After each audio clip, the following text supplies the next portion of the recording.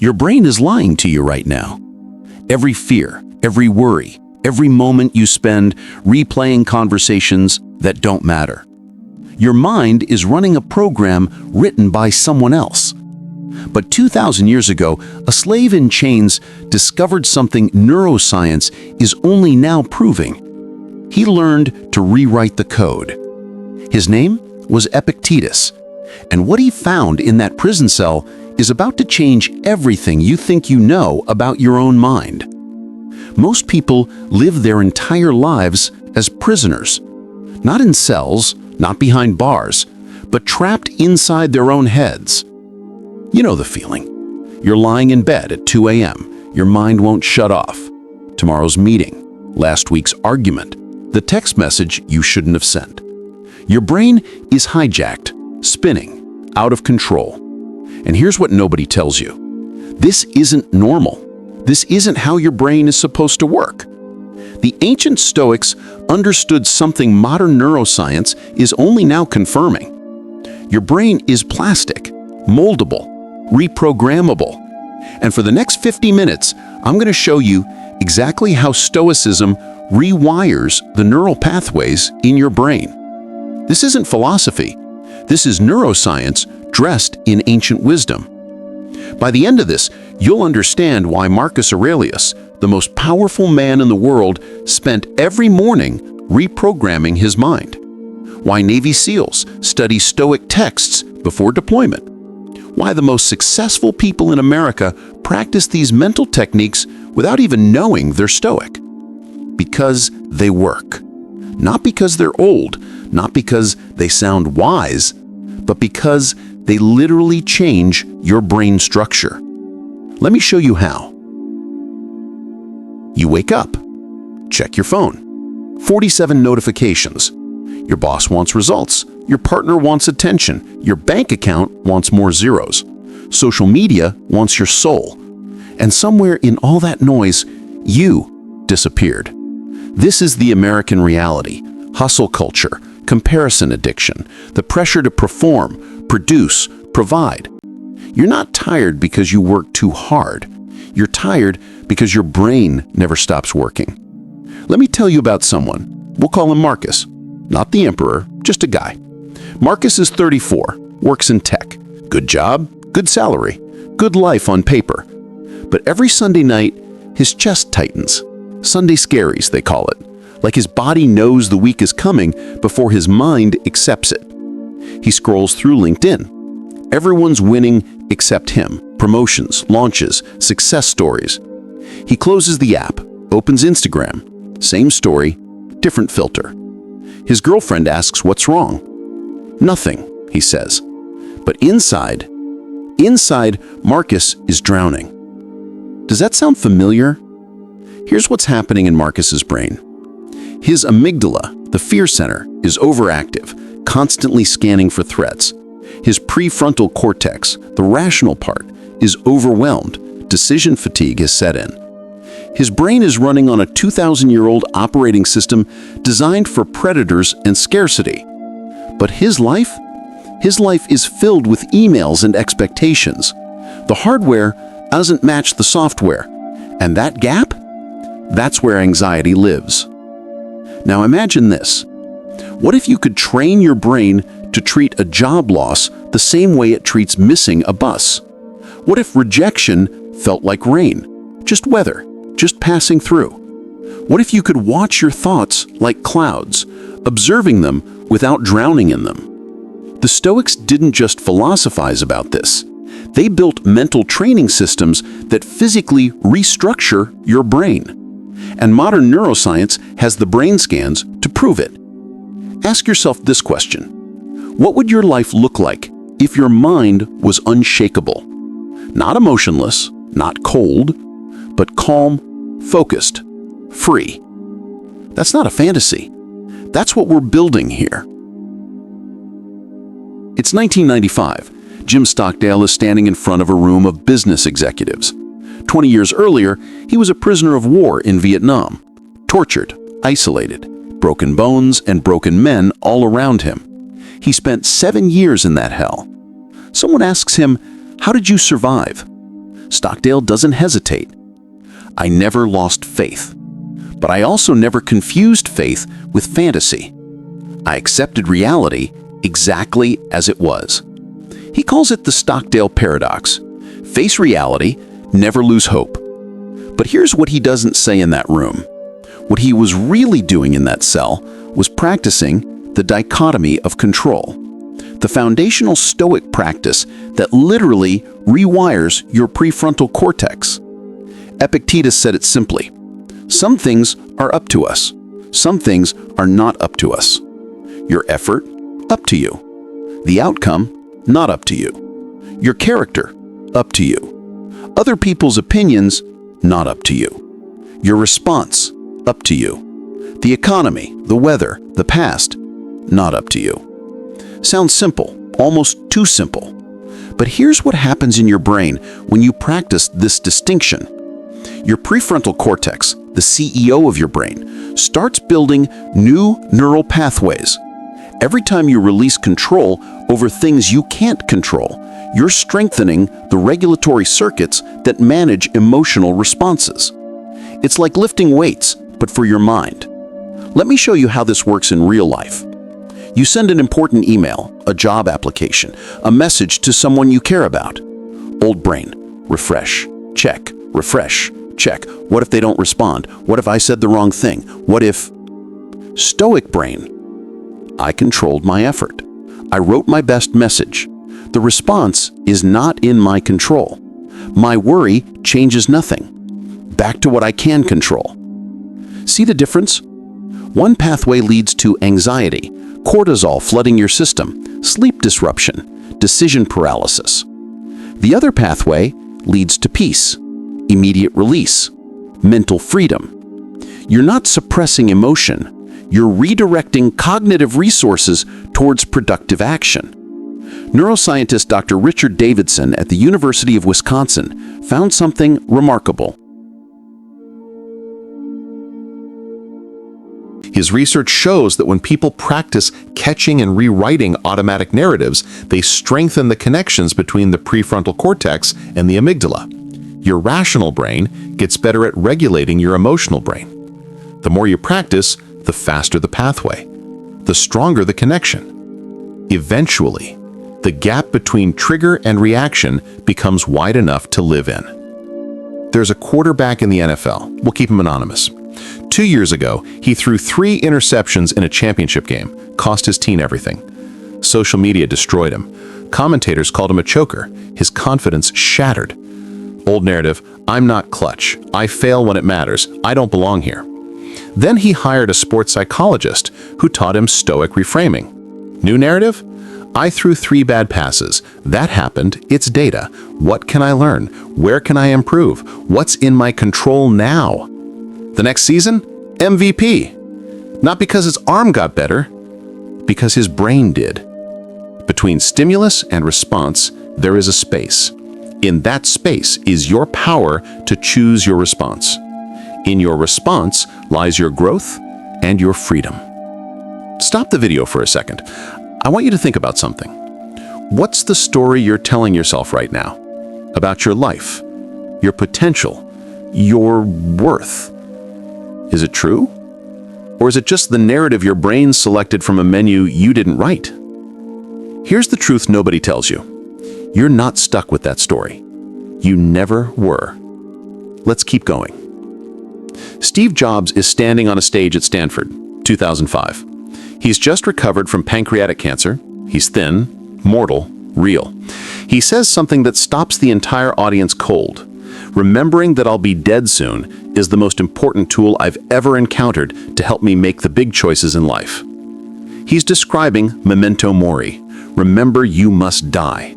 The Stoic practice that sounds morbid, but is actually the most life-affirming thing you can do. Seneca wrote letters to his friend Lucilius.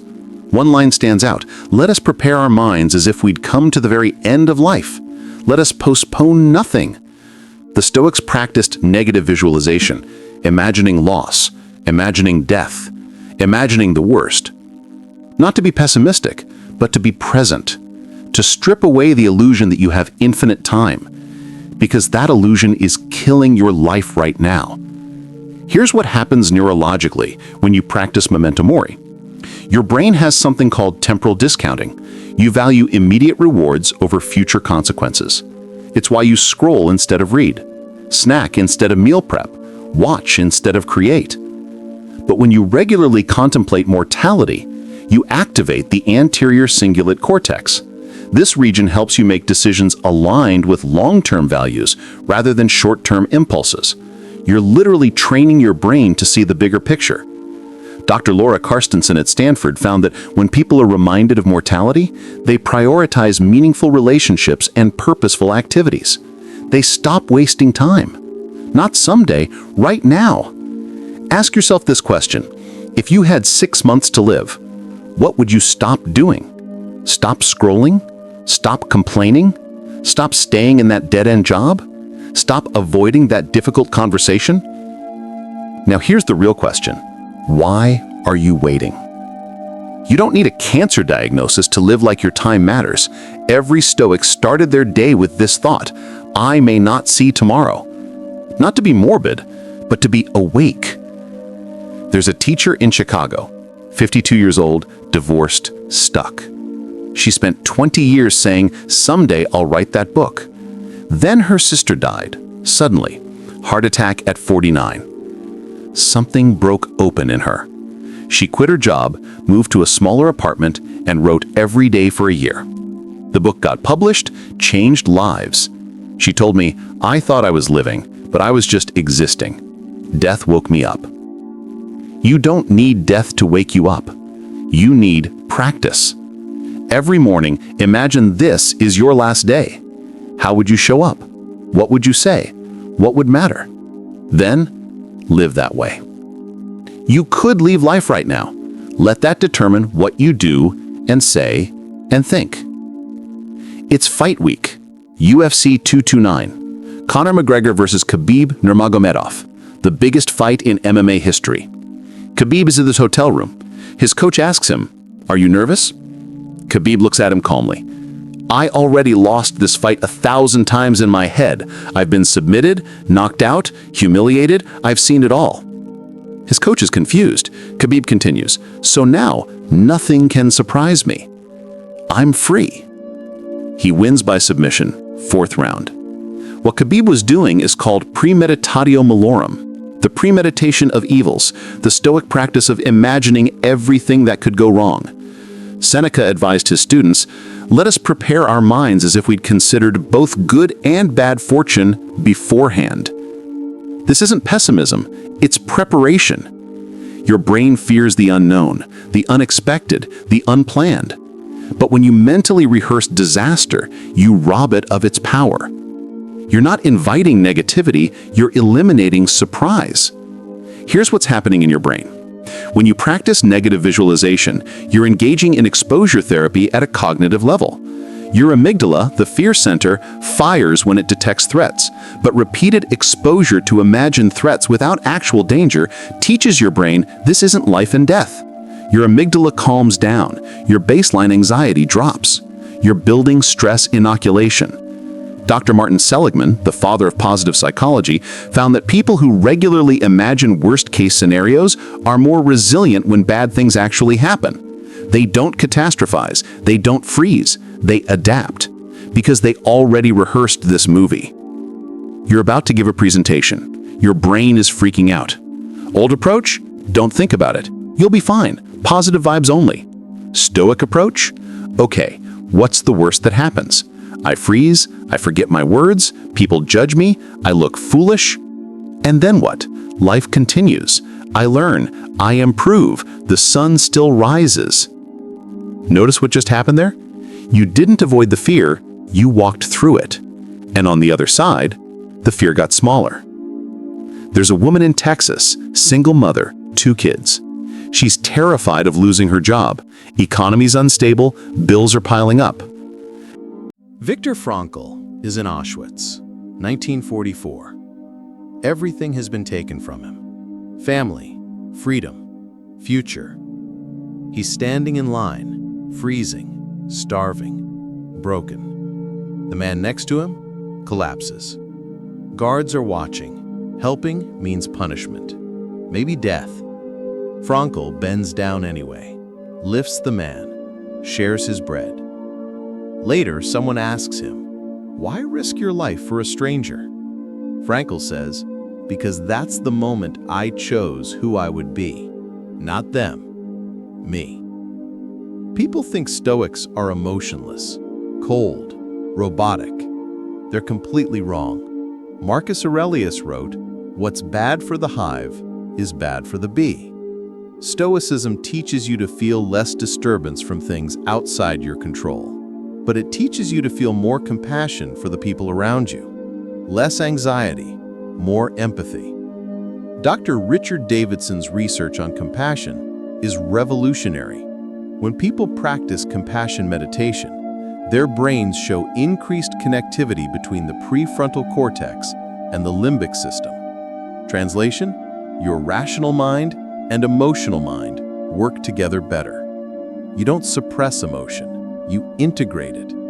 You become less reactive to personal slights, but more responsive to others' suffering. That's not coldness, that's clarity. Someone cuts you off in traffic. Old you? Road rage, cortisol spike, ruined morning. Stoic you? That person might be rushing to the hospital, or maybe they're just having a terrible day. Either way, my anger changes nothing. Let it go. Your coworker is being difficult. Old you? Take it personally. Stew in resentment. Complain to others. Stoic you? What's going on with them? What are they struggling with? How can I help or at least not make it worse? See the shift? You're not becoming a doormat. You're becoming wise. You're conserving your emotional energy for things that matter, and you're extending grace to a world that desperately needs it. There's a nurse in Atlanta, ER, high stress, impossible hours. Patients are rude, families are demanding, doctors are dismissive. She used to go home angry, burnt out, resentful. Then she started practicing Stoic compassion. Every difficult patient, she'd think, they're in pain. Pain makes people cruel. It's not about me. Every rude family member, they're terrified. Fear makes people irrational.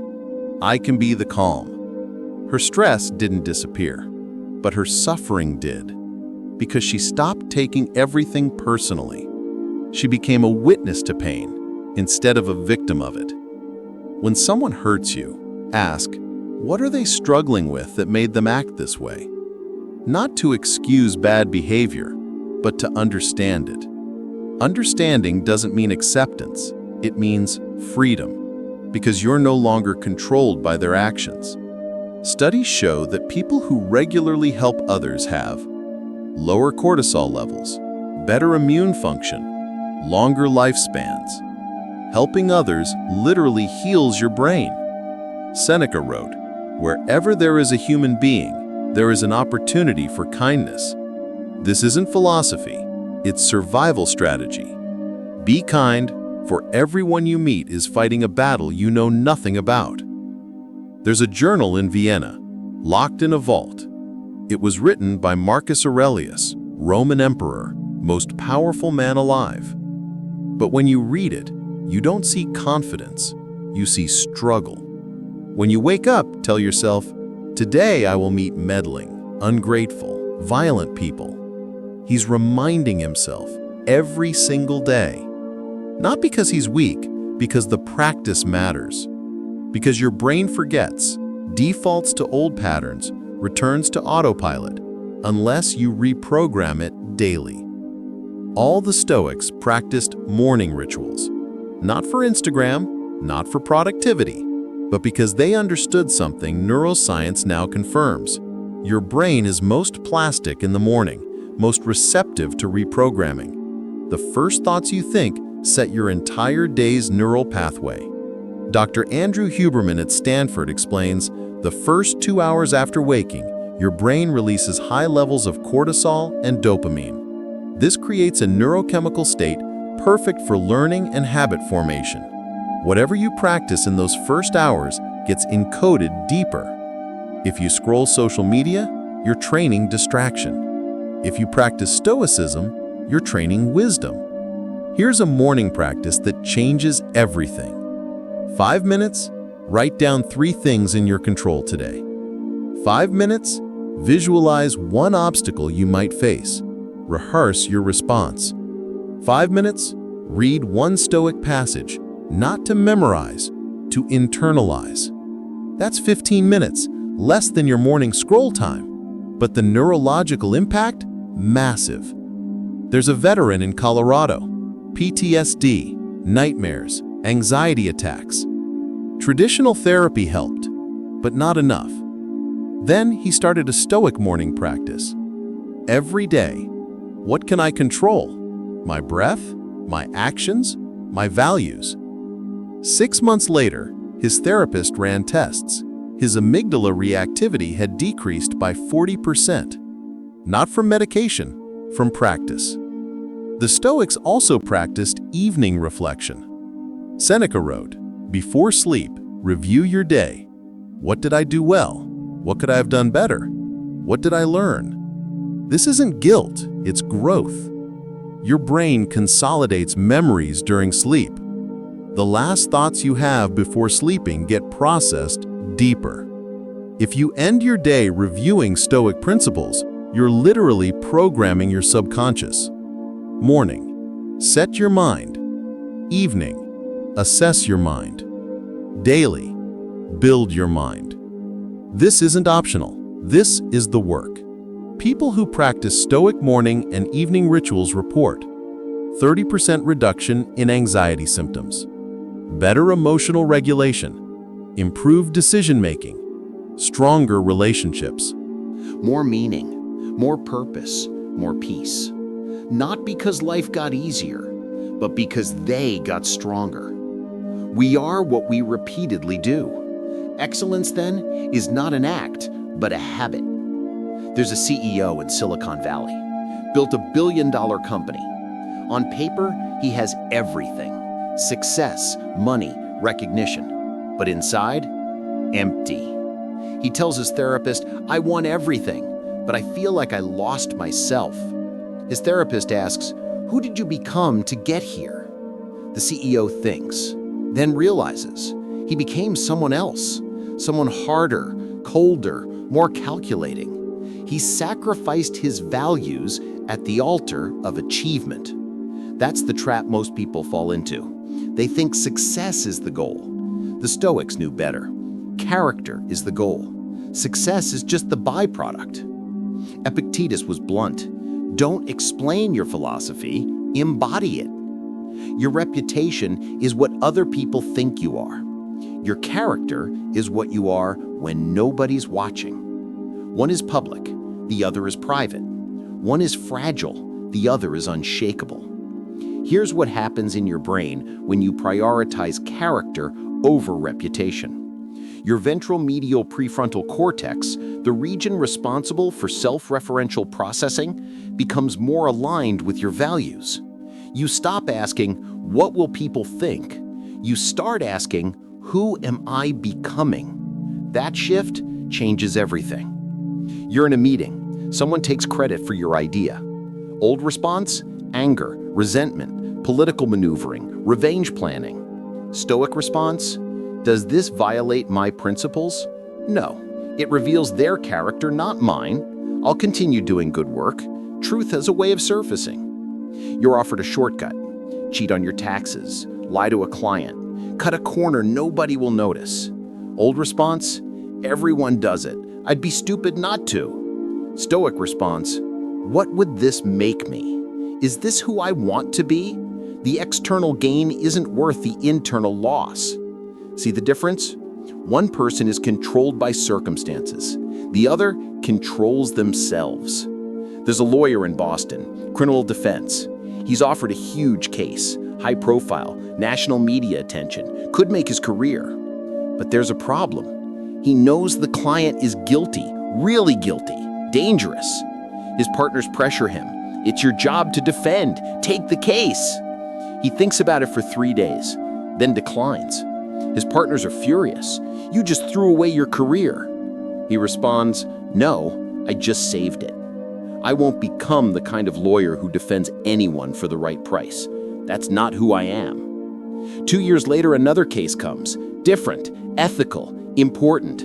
He takes it, wins, national recognition. But more importantly, he can still look at himself in the mirror. That's Stoic character. You don't sacrifice who you are for what you want. You become someone worthy of what you want. Here's the practice. Every night, ask yourself 3 questions. Did I act according to my values today? Where did I compromise them? What will I do differently tomorrow? This isn't about perfection, it's about direction. You're not trying to be flawless, you're trying to be intentional. Studies show that people who regularly assess their behavior against their values experience greater life satisfaction, stronger sense of purpose, better mental health, more authentic relationships. Not because they're perfect, but because they're aligned. Your character is the only thing you truly own. Everything else can be taken. Let me tell you about 2 men, both successful, both wealthy, both respected. The first man built his fortune through manipulation, exploitation, stepping on people. He has the mansion, the cars, the lifestyle. But at night, he drinks alone, trusts no one, fears losing it all. The second man built his fortune through service, integrity, lifting people up. He has less material wealth, but richer relationships, deeper peace, real respect. Which brain is healthier? Neuroscience gives us the answer. The first man's brain is in constant threat mode. His amygdala is overactive, cortisol chronically elevated. He's aging faster. The second man's brain shows balanced activity. His prefrontal cortex is strong. His emotional regulation is solid. He's actually healthier. Character isn't just moral, it's biological. Who you are determines how your brain functions. Your reputation is what you're known for. Your character is what you're made of. Only one matters in the end. Imagine you're standing in front of a mirror, but this mirror doesn't show your face. It shows your actions. Every lie, every kindness, every compromise, every stand you took. Would you be proud of what you see? That's the only question.